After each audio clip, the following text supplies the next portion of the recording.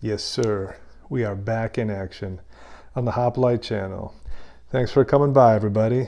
And it's been a little bit over a month, but I appreciate everyone's patience. Life came up, but if you clicked on this video, you came here to see The Fourth Industrial Revolution, Part 2, by its author, Klaus Schwab. That's right.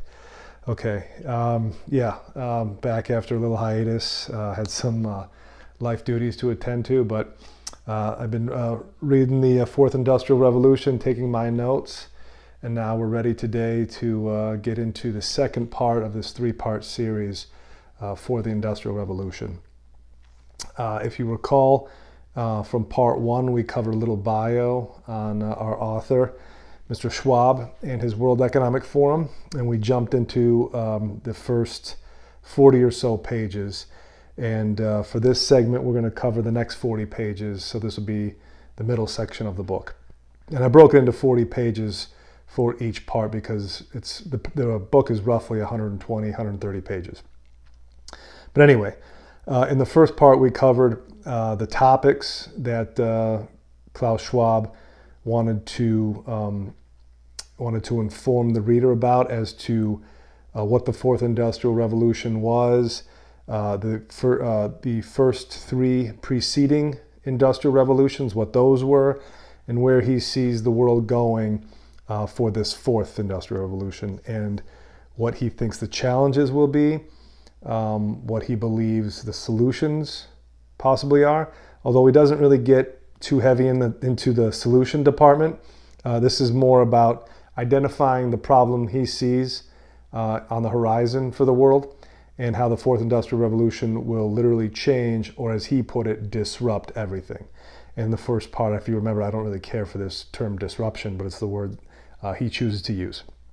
But anyway, let's talk a little bit more about Klaus Schwab for the preamble of this episode, if that's the word for it, and see if we can start to figure out who our author is and why these books may be significant in the near future and perhaps even beyond as events unfold. So we know that Klaus Martin Schwab, as I said in the first part, was born in Ravensburg, Germany in 1938, and he's still currently with us, so he's about 84 years old. I covered his academic history, but what has he been doing apart from that? Well, in 1971, we see that he founded the European Management Forum, or the EMF. 1971. So just think about this, right? He, at this time, is 32, 33 years old, right? He's, for all intents and purposes, a young man. He has no prior work history. He's an academic. He got his degrees in economics and in government policy, engineering.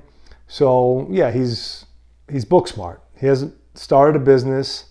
He hasn't worked in government. He's just a bookworm. But in 1971, he founds this European Management Forum. And what would possess him to do that? And what would make him think that all of the world's most influential people as far as government and economics would show up? But for some reason they did.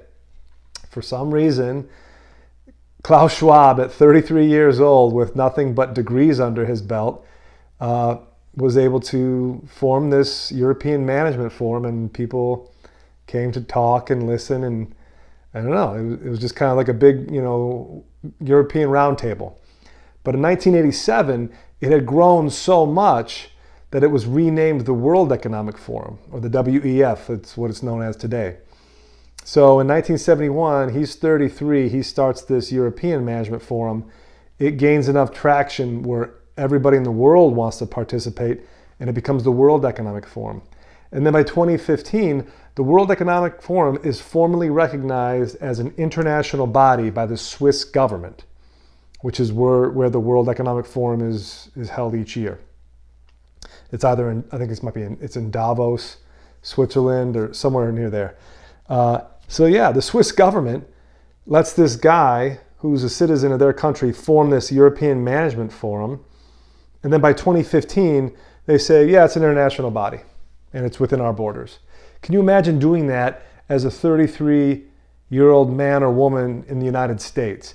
You just form or found some, think tank forum, and then, 3 or 4 decades later, the country that you founded in says, yeah, it's an international body. It's like its own Vatican City.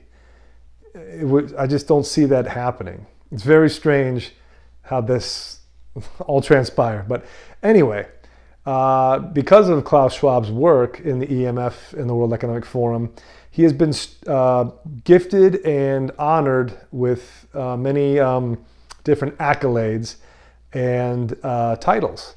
And here are a list of some of those honors. France gave him the Legion of Honor, which is essentially a knighthood. Germany gave him the Grand Cross with the Star of National Order. Japan gave him the Order of the Rising Sun. Israel gave him the Dan David Prize. And the UK knighted him as Knight Commander with the Order of St. Michael and St. George. And this was bestowed upon him by the now late Queen Elizabeth II. May she rest in peace. She just passed away, I want to say, about a week ago. And that's we'll cover that significance in part 3, I think, now that we have Prince Charles. Prince Charles, we will come to find, was quite active in the World Economic Forum before he became king for many years. And so he and Klaus Schwab are good buddies, for lack of a better term. They're in the same circle. But these honors are interesting, that a guy like Klaus Schwab, who I said is nothing but an intellectual with several impressive degrees under his belt and a academic career at the University of Geneva as a professor of economics. So where do all these titles come from? Like, why would France knight him? Germany, yeah, he was a German citizen at one time. I think he might still be, or he might just be a Swiss citizen. Japan gives him the Order of the Rising Sun. Israel gives him the Dan David Prize. And then the UK, via the Queen, gives him the Knight Commander honor of the Order of St. Michael and St. George, which, correct me if I'm wrong, if people know better, but that is normally an honor bestowed by the Sovereign of England upon English subjects, or citizens, if you want to use that word instead of subjects, but your subjects. And it's normally for something that rises to the level of national importance, especially as it pertains to military affairs. St. Michael and St. George in the English tradition and many other Christian traditions are patron saints of soldiers and for warfare. So Klaus Schwab has never served in the Swiss or German military. He's not an English citizen as far as I can tell. So what has he done to earn the Order of St. Michael and St. George from the Queen? And my theory is that Klaus Schwab was selected by these countries and by the royalties, the governments, and the institutions within these Western countries as a representative on behalf of them, right? So when you see Klaus Schwab, I don't believe that he is doing anything other than acting as a CEO might on behalf of a company, right? He's the CEO. Does he own the company? Not necessarily. He might have a big stake in the company, but the shareholders are the people who own the company. And the shareholders are the people who call the shots. The CEO must represent their interests, but the CEO can be replaced just like that if the shareholders all agree, 51% or more. I think that's what Klaus Schwab is. He set up this World Economic Forum as a enterprise, a company on behalf of all of the powerful countries of the Western world, so that they could all bring their economic and world interests to a forum and discuss it, and then Klaus Schwab would be the public face of it. That's just my theory. Because you don't see all these countries bestowing all of these honors and orders on everyday people who have nothing to do with their country. Klaus Schwab is not a Japanese citizen. He's not a citizen of Israel. He's not a citizen of the UK, not of France. He could be a citizen of Germany still, but yeah, that shows me right there that these countries selected him. And we'll talk more about that as these episodes go on. But anyway, you came here to see the second part for the fourth industrial revolution, and we're going to jump into the readings, and we're going to discuss as we did in part one. And I will stop periodically to give you my 2 cents on these passages, and you can read along as I read with the go-bys. All right, let's jump to page 40. And this was where we left off after the first part of this series. And Mr. Schwab said, in thinking about the automation and the phenomenon of substitution, we should resist the temptation to engage in polarized thinking about the impact of technology on employment and the future of work.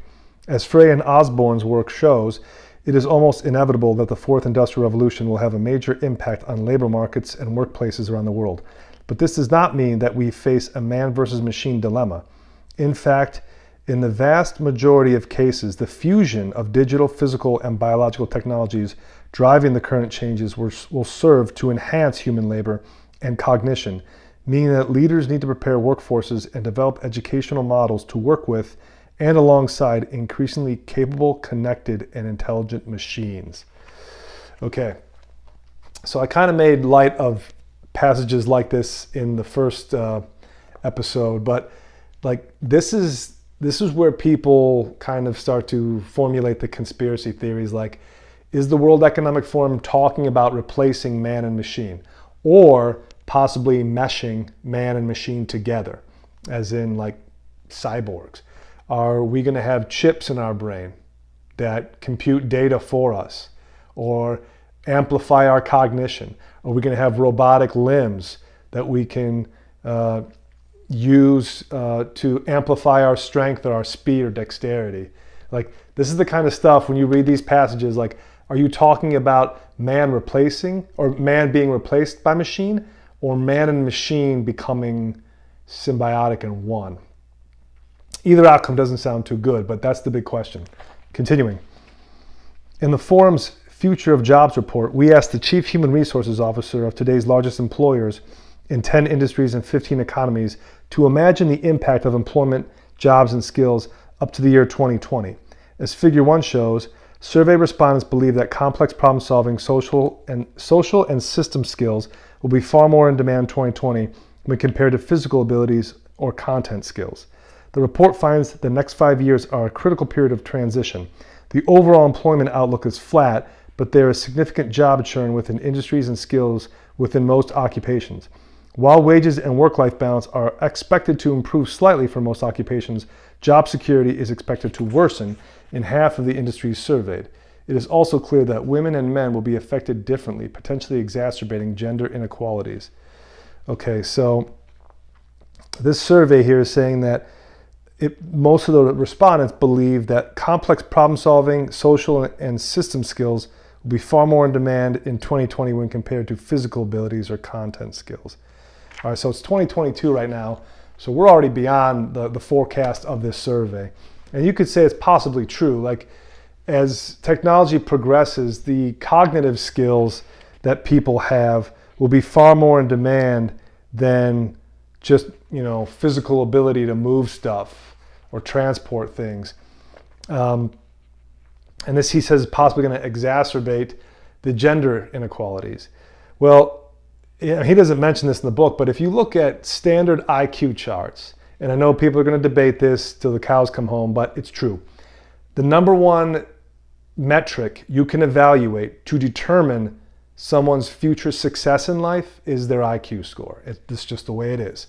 Men normally occupy the polar ends of the IQ spectrum. Women occupy the big curve in the middle. What does that mean? More women are of average intelligence than men. But that means they are smarter than most likely half the men, and not as intelligent as the other half. Men occupy the poles, as in we've got stupid morons who can, lift hundreds of pounds over their head, but you're probably going to have to sit them down and tell them, how to budget their money or tie their shoes. Then the other 50% of men are going to be above average intelligence. Some of them will be in the genius category, and that's where real innovation comes from. So the stupid men who just more or less do grunt work, they're going to be easily replaced by robots. The men who are geniuses, who are high in cognitive ability, they're the ones that are going to do best in the new fourth industrial revolution. The women who are largely caught in the middle, right, they also have the possibility of being largely replaced. Because if you're in the middle group of the intelligence quotient, what we have coming in the Industrial Revolution are going to be artificial intelligence systems, be they robotics or internet, what have you. They're going to be able to fulfill all of those average IQ jobs extremely easily.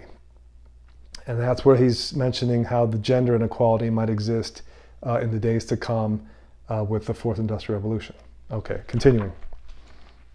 And I don't necessarily disagree with that. We'll jump to page 53. Now we're under the heading of business. Under the section customer expectations, Klaus Schwab said, customers, whether as individuals, B2C, or businesses, B2B, are increasingly at the center of the digital economy, which is all about how they are served. Customer expectations are being redefined into experiences. The Apple experience, for example, is not just about how we use the product, but also about the packaging, the brand, the shopping, and the customer service. Apple is thus redefining expectations to include product experience. Okay, being an Apple customer, such as I am, I'm filming this on an Apple iPhone, and I've been an iPhone user for at least 8 years now. I agree with this. People now want the experience of the brand they invest in, right? It's not just enough for me to own an Apple product. I have to become sort of a member of the Apple culture or community, right? It's a weird feeling, but it's the truth. Like, it's like that old meme, like when somebody texts you and you see that green bubble and you're like, oh, you're an Android user. Okay, I'll talk slower. Like, it's that kind of, elitism, I suppose, being an Apple user, but it's what you're used to, it's what you know. So you want that experience every time you buy an Apple product, whether it's an iPhone, an iPad, a MacBook, whatever. So I agree with that much. Continuing, he says, traditional approaches to demographic segmentation are shifting to targeting through digital criteria where potential customers can be identified based on their willingness to share data and interact. As the shift from ownership to shared access accelerates, particularly in cities, data sharing will be a necessary part of the value proposition. For example, car sharing schemes will require the integration of personal and financial information across multiple companies in the automotive, utility, communications, and banking sectors. Most companies profess to be customer-centric, but their claims will be tested as real-time data and analytics are applied to the way they target and serve their customers. The digital age is about accessing and using data, refining the products and experiences, and moving to a world of continual adjustment and refinement while ensuring that the human dimension of the interaction remains at the heart of the process. It is the ability to tap into multiple sources of data, from personal to industrial, from lifestyle to behavioral, that offers granular insights into the customer's purchasing journey that would have been inconceivable until recently. Today, data and metrics deliver in quasi-real time critical insights into customer needs and behaviors that drive marketing and sales decisions. Okay, I think everybody right now who shops online via a smart device knows this is true. And I will admit, I like it and dislike it at the same time, and I'll explain why. I like it because my shopping habits, are very predictable, right? Like, I suppose even if you were to study me for a month, you would say, okay, you're going to buy the same whole bean coffee in about 2 months. Okay, you're going to buy, your replacement air filters for your air conditioning and heater because you do that once a year. You're going to buy probably a new set of running shoes because you usually keep a pair of running shoes a year to 2 years at the most. So you could predict my habits if you were familiar enough with me. When I'm buying something online via Amazon or eBay or wherever, those analytics are constantly being processed, stored, and evaluated to predict my behavior. I like it in the sense that sometimes I forget, like, oh yeah, I do need coffee. It totally slipped my mind that I'm almost out of coffee. But I also don't like having machines predict my behavior and being accurate. Because if they can predict my shopping habits, what else could they predict about me? Can they predict things about my health? Can they predict things about my personal habits, my comings and goings with my friends, my family, or whatever? Is all of this data about me being tracked, stored, and processed in separate locations by virtue of the apps and the devices I use? And the answer is probably yeah. Which means human beings now are being studied like lab rats. And companies understand this information is so valuable, they're willing to pay third parties simply for the privilege of having access to that data. Not necessarily what that data means, but just having access to it so that they can figure out what it means. So this is what's coming in the fourth industrial revolution, is that the anonymity you might have enjoyed in the past, where I walk into a hardware store, I buy a box of nails, I pay with cash, I walk out, and nobody but the person who rang me up at the register knows that my purchase that day was for a box of nails. That's going away, and that might be gone already. They're going to get rid, and I say they, countries are going to get rid of cash for the most part. I think we'll always have paper currency, but as we move into the digital part of the fourth industrial revolution, everything you do, if it's done on an electronic device and it's open source on the net, will be tracked, will be studied, will be processed and analyzed. And that's just a simple fact of the matter. And I think it's starting to bother people enough where they're asking the correct question, as in, where does this stop? And where do people get to become, human beings again and not just data points in an algorithm? Or will we ever go back to being human beings that, we live in a free and organic way, and we're not tracked via a myriad of machines that are all communicating with each other? And who knows if we will go back to that, but something to think about. All right, let's jump to next section, page 56, under collaborative innovation. Klaus Schwab wrote, "A world of customer experiences, database services, and asset performance through analytics requires new forms of collaboration, particularly given the speed at which innovation and disruption are taking place. This is true for incumbents and established businesses, but also for young, dynamic firms. The former often lack specific skills and have lower sensitivity to evolving customer needs, while the latter are capital poor and lack the rich data generated by mature operations. As the forum's Collaborative Innovation, Transforming Business Driving Growth report outlines, when firms share resources through collaborative innovation, significant value can be created for both parties as well as for the economies in which such collaborations take place. One such example is the recent collaboration between the industrial giant Siemens, which spends about $4 billion a year in research and development, and ASD, an innovative machine learning company and forum technology pioneer founded at Stanford University in 2008.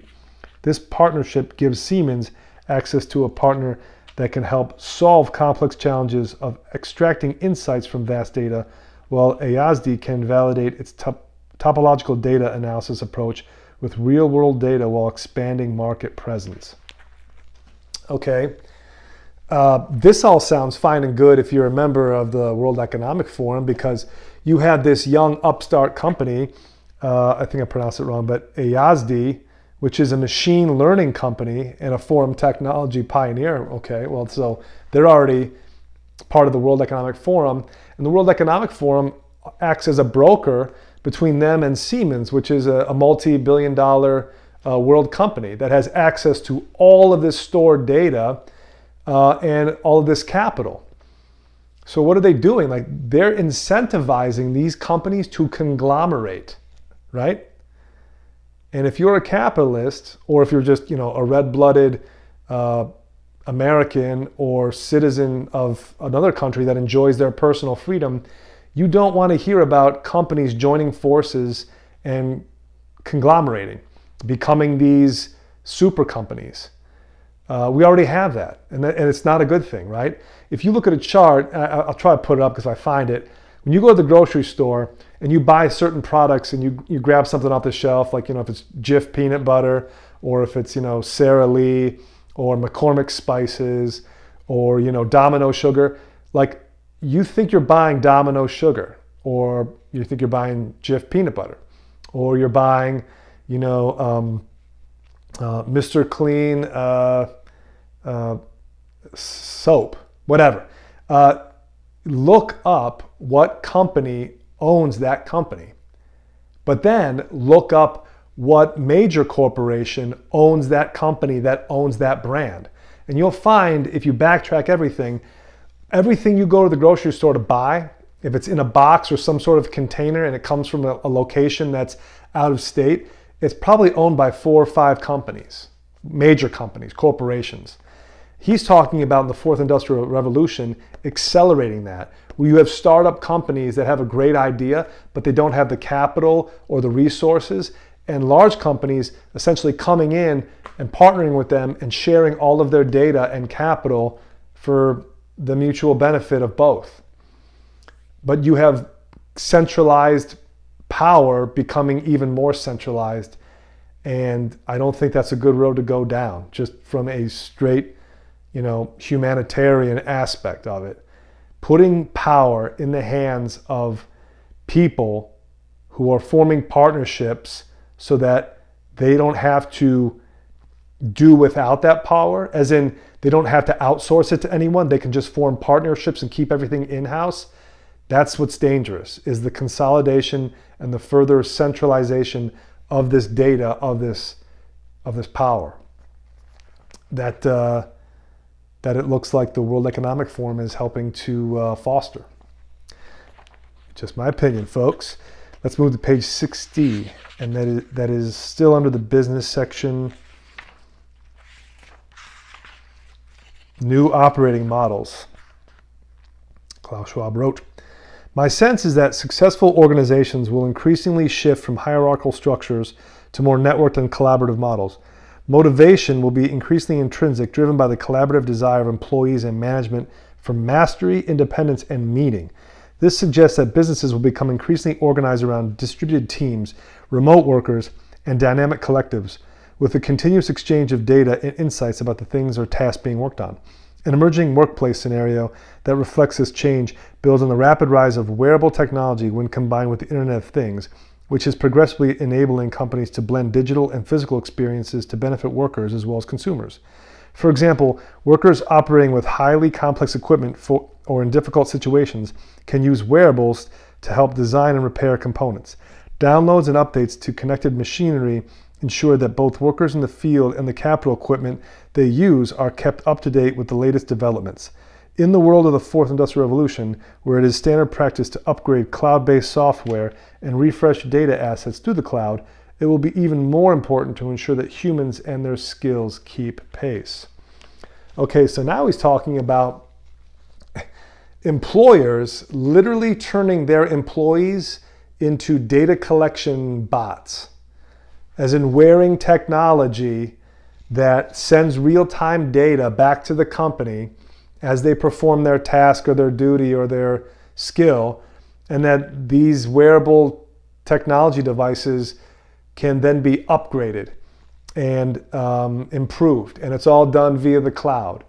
So it's turning your employee into a cyborg, right? Your employee is still a human being, but they're now wearing technology that is property of the company and is used to perform the work of the company. But as you perform the work, you're also essentially being evaluated as you perform the task. And the company can decide, well, we can just fire this guy because whatever task he's doing right now is terribly inefficient. So we can just outsource that or automate that.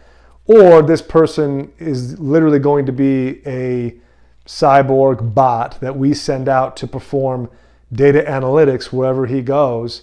And that's his mission, is to give us enough data so that one day we can fire him and use a cheaper robot in his place. That's what he's talking about. He's not going to say that, but that's what he's talking about. Is that, hey, workers will get to wear cool devices, and they're going to get to go out and play with stuff and fix things, and then the company's going to get all that lifetime data to process, and then find more efficient ways for their business to do without that guy. That's what's going to happen, right? It's like the candlestick maker is going to test out light bulbs around the town. He's still a candlestick maker.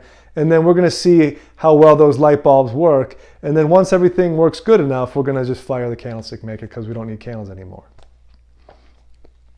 I mean, people are going to want jobs. And if that's a job, and if they can have that job for 5-10 years, they'll be willing to do it, knowing that after 15 years, it'll be obsolete. But there you have it. Okay, let's move to page 63. 62 rather. He continues. In almost all industries, digital technologies have created new disruptive ways of combining products and services, and in the process have dissolved the traditional boundaries between industries. In the automotive realm, a car is now a computer on wheels, with electronics representing roughly 40% of the cost of a car. The decision by Apple and Google to enter the automotive market shows that a tech company can now transform into a car company. In the future, as the value shifts towards electronics, the technology and licensing software may prove more strategically beneficial than manufacturing the car per se. The finance industry is going through a similar period of disruptive change. P2P or peer-to-peer platforms are now dismantling barriers to entry and lowering costs. In the investment business, new robo-advisory algorithms and their corresponding apps provide advisory services and portfolio tools at a fraction of the old transaction cost, 0.5% instead of the traditional 2%, thereby threatening a whole segment of the current financial industry. This industry is also aware that blockchain will soon revolutionize the way it operates because it's possible applications in finance have the opportunity to reduce settlement and transaction costs by up to $20 billion and transform the way the industry works. The shared database technology can streamline such varied activities as the storage of clients' accounts, cross-border payments, and the clearing of settling trades, as well as products and services that do not exist. Yet, such as smart futures contracts that self-execute without a trader, for example, a credit derivative that pays out automatically when a country or company defaults. The healthcare industry is also faced with the challenge of incorporating simultaneous advances in physical, biological, and digital technologies, as the development of new diagnostic approaches and therapies coincides with the push to digitize patient records and capitalize on the wealth of information that can be gathered from wearable devices and implantable technologies. Okay, this is a very important passage, and I definitely highlighted this one for a good reason. He's mentioning the movement of companies that were previously software companies or electronic companies disrupting, which again, I don't like that word because it's silly, but disrupting or moving into other industries they normally did not occupy, such as the automotive industry, right? Apple or Google and Tesla essentially taking the automotive world by storm and creating cars that run on electricity or hybrid vehicles, but also using the software that they own that's proprietary to basically be a computer on wheels, as he said. But he also mentions that blockchain technology is going to literally turn the finance industry on its head, because you won't have these 2 or 3 week wire transfer times. You won't have this 5 to 10% transaction cost.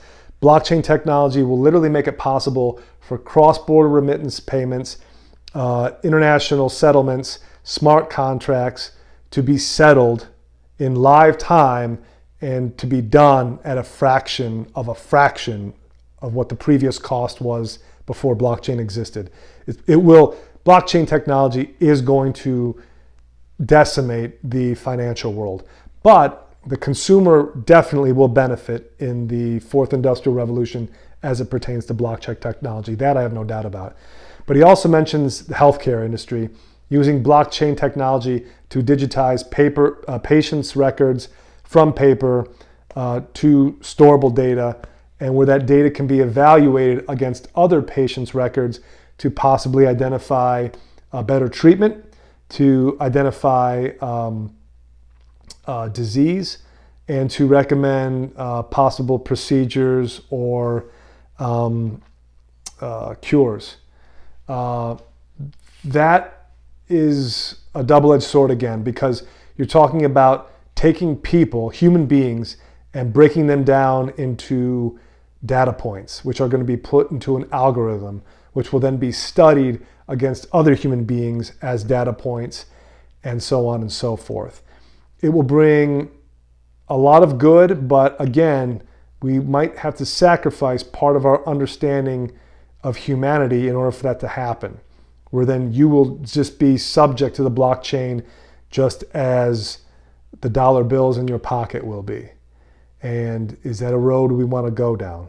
And that's a discussion I think that definitely has to be had more often, and kind of guardrails have to be set up, because if we just throw caution to the wind and embrace the fourth industrial revolution like it's going to be the greatest thing ever, what are we going to give up in exchange for all that convenience and for all that exhilarating new technology?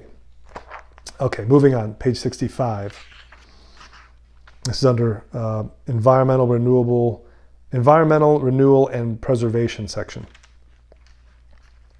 Klaus said, there are 4 pathways that help get us there. First, thanks to the Internet of Things and intelligent assets, it is now possible to track materials and energy flows so as to achieve huge new efficiencies all the way along value chains.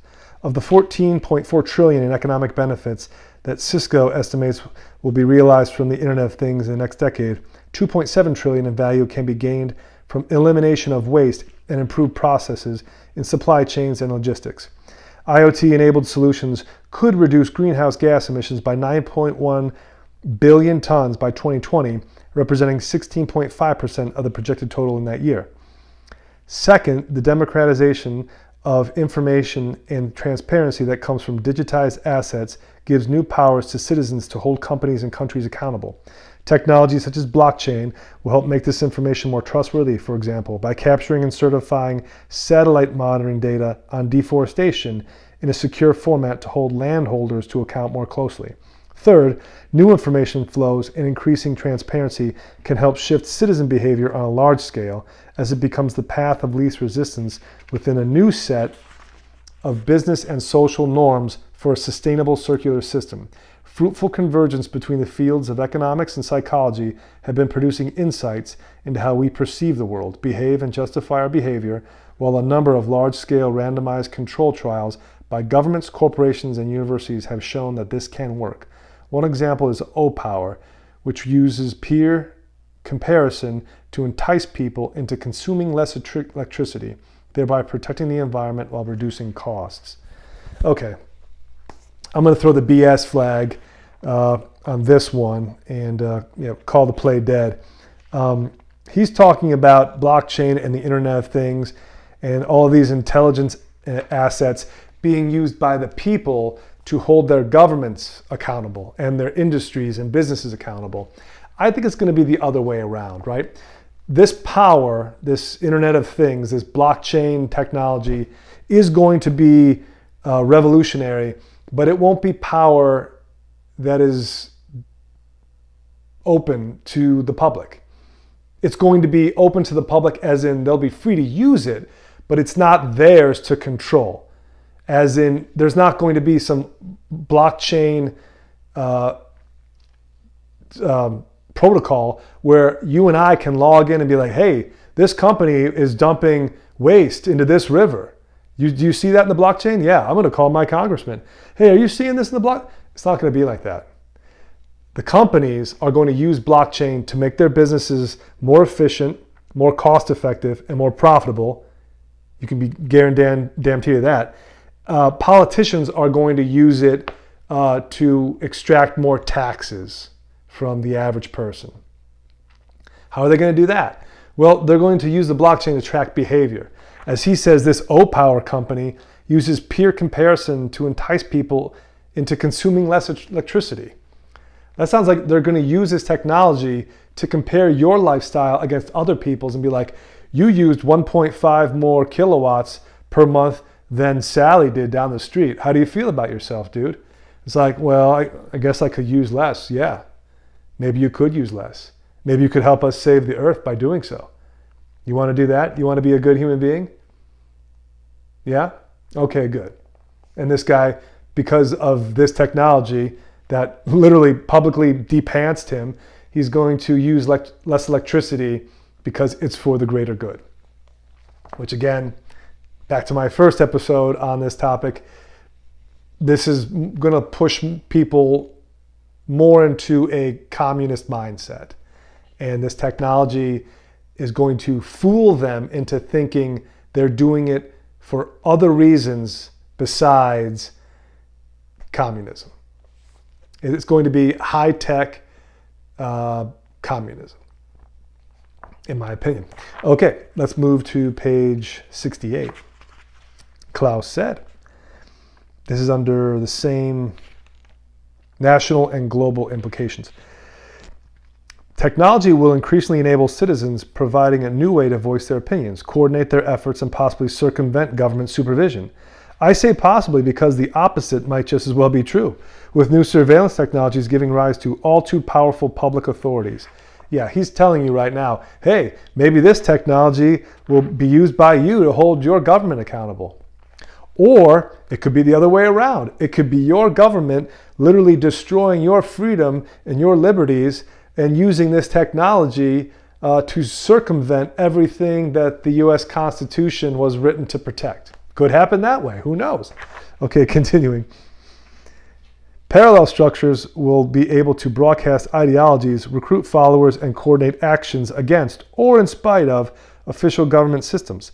Government, in their current form, will be forced to change as their central role of conducting policy increasingly diminishes due to the growing levels of competition and the redistribution and decentralization of power that new technologies make possible. Increasingly, governments will be seen as public service centers that are evaluated on their abilities to deliver the expanded service in the most efficient and individualized ways. Ultimately, it is the ability of governments to adapt that will determine their survival. If they embrace a world of exponentially disruptive change, and if they subject their structures to the levels of transparency and efficiency that can help them maintain their competitive edge, they will endure. In doing so, however, they will be completely transformed into much leaner and more efficient power cells, all within an environment of new and competing power structures. Wow, that sounds great, Klaus. That sounds like magic. It's also fake. Governments do not operate by being more efficient. They sell you the idea that whatever it is they're doing is for your benefit, of course, and it's a more efficient way of servicing you. That's not true. If anything, whatever government does, you can normally bet it's less efficient than what it was previously. It's going to be more expensive, it's going to be slower, and it's going to be worse, whatever it is. That's the name of the game of government. And why is it that way? Well, it's because the people in government are setting up those systems to benefit them, and more importantly, the people who donate to their campaigns, right? Because that's what keeps them in power. I take money from you, I shovel it to this special interest, they shovel money back to me when it's time to be reelected, I become, a senator or a congressman for another 2 to 4 years, and the cycle starts over. This idea that governments are going to be held to account by this technology and they'll be forced to change as their central role of conducting policy diminishes to the growing levels of competition and redistribution? No. This is This is a smoke screen he's putting up right here. I'm going to throw the BS flag one more time, okay? That's your second penalty for the quarter, Klaus. The governments of the world did not give you these honors because you came up with an idea in the World Economic Forum for them to become more efficient, for them to become better stewards of peace, love, and liberty for the world. No, you're not getting these honors because of that.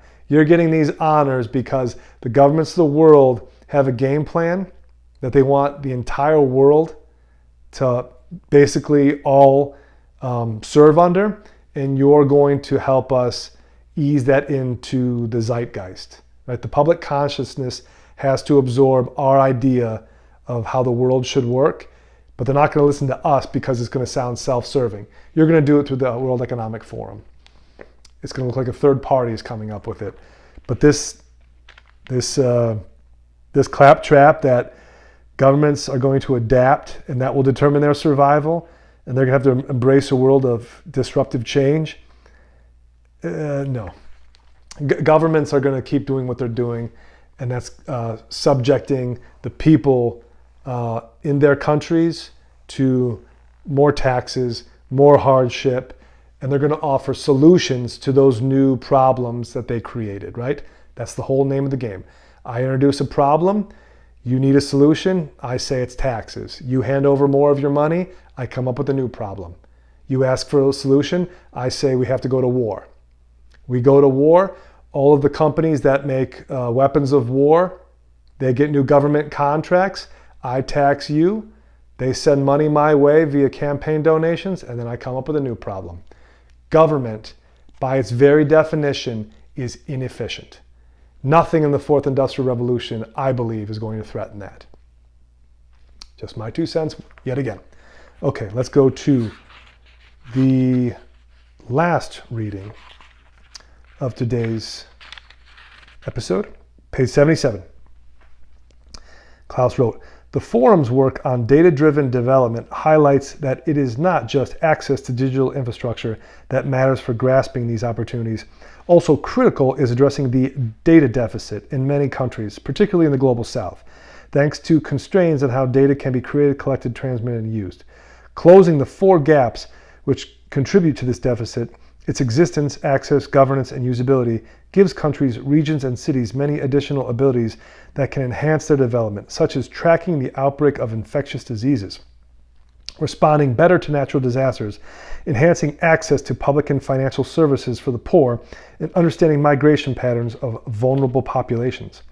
Countries, regions, and cities can do more than simply change the regulatory environment. They can actively invest in becoming launch pads for digital transformation so as to attract and encourage entrepreneurs and investors in innovative startups, while also ensuring that established businesses orient themselves to the opportunities of the fourth industrial revolution. As young, dynamic firms and established enterprises connect with one another, and to citizens and universities, cities become both sites of experimentation and powerful hubs for turning new ideas into real value for the local and global economies." Okay, I thought that was a very interesting passage. This book, I believe, was being written in 2016 and was published in 2017, but it's very interesting given what happened in 2020 and 2021. Don't need to name what that was, you all know, but he mentions closing gaps in the data deficit. Its existence, access, governance, and usability gives countries, regions, and cities many additional abilities that can enhance their development, such as tracking the outbreak of infectious diseases. That's the first example he mentions. Tracking the outbreak of infectious diseases. And 3 years later, there we were. Natural disasters, he mentions that one second, okay? Wonder if that's on the horizon. Enhancing access to public and financial services for the poor. And we're right now in 2020 in the midst of the highest inflation period in American history for the last 40 years. No sign of it getting any better. I think the Fed just announced a 75 BPS bump. Okay. and understanding migration patterns of vulnerable populations. What's going on right now in the United States on our southern border? A lot. We basically don't have a southern border. And millions of people from not just South America, but all over the world are coming into the United States. We have no idea who they are. We have no idea what they're doing here. And that's just the way it is. And he's already talking about all of those examples right now as far as the data deficit and how the forum's work on data-driven developments are needed to address these matters. So I think to wrap this up, because I'm sure this episode has gone on pretty long now, he's talking about taking the human experience, and not just for you or me, but he means for everybody, for humans to literally become like digital copies of themselves in the fourth industrial revolution. And then that identity you will have, whether it be in blockchain, the Internet of Things, through AI, through smart device robotics, wearing technology enhanced wearables, devices. He's talking about addressing the problems that humanity faces by merging with machines in every way conceivable. And I think in part 3, he's going to go into more detail about that and how that's possibly going to take place. But this is different than the first section, the first 40 pages I read. Now, he's talking now in terms of moving the human race in a particular direction and using technology to do it. But telling us that this disruption, again, as he says, is going to be like earth-shaking. And I think that's accurate because people aren't ready for it. But it's happening, and it almost seems like the World Economic Forum and the people who belong to it want this to happen sooner rather than later. Because again, power seeks to centralize the power it has and to gain power it didn't previously have from new sources so that can be brought in to its centralized sphere. That's what power seeks to do, right? Empires did it. Countries have done it. Tribes do it, right? I consolidate my power. My kingdom is here, and I branch out. I conquer new territory. They are under my banner. That is now my new sphere of consolidated power. That's human nature. He's talking about using the fourth industrial revolution as a means of consolidating power globally, as in it's everything. And that this is somehow going to be a good thing for you and me. I think that's what he's trying to say. Whether or not we believe him, that's up to everybody's individual opinion. I'm skeptical, if I haven't made that clear yet. But anyway, I appreciate you hanging out if you've stayed here for the end. Give us a like and subscribe if you're enjoying the channel and this topic. We're going to cover part 3 of the Fourth Industrial Revolution by Klaus Schwab and wrap up this book and jump into the next one, which would be COVID-19 and the Great Reset. And I think that one's going to be pretty interesting. I'm kind of looking forward to reading that one more than any of the other two. But in any event, I appreciate you being here. I hope you're getting something out of this as I am, and we'll see you back here next time. Till then, take it easy.